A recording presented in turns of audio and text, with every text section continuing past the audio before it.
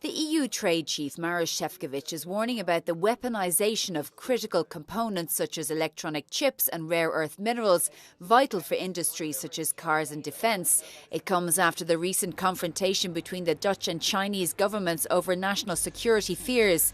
The Dutch state seized control of Chinese-owned Nexperia semiconductor manufacturer using Cold War legislation. The Chinese government responded by halting vital chip supplies from China, which threatened to bring down the global automotive industry.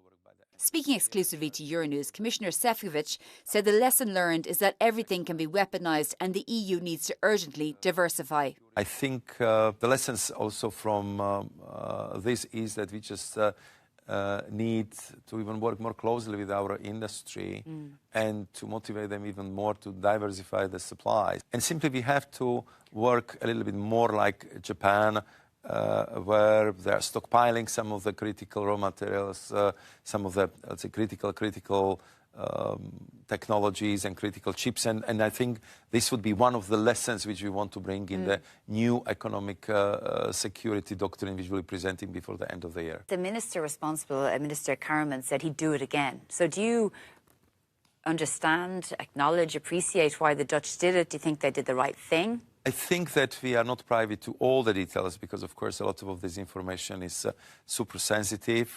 So I think if it comes to the details of the concrete steps which are linked, I understand with the leadership of the Nexperia and the CEO in that regard.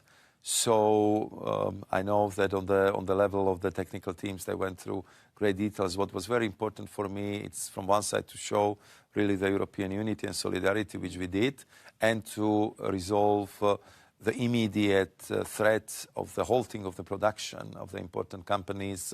But I suppose the response to almost overthrow the whole of the industry, I mean, do you think that's a harbinger of the future relations with China? I think it very much underlines the lessons we learned over the past years, and it doesn't concern only China, that simply today everything could be weaponized. So if you are dependent on something, if you have a dependency, it could be weaponized. It started with the gas, then, of course, it continued with the critical raw materials, with data, with high-end, low-end chips, and so on and so forth. We just simply have to have much more open mind. What are really the critical elements of European economy, which we need simply to monitor much more closely.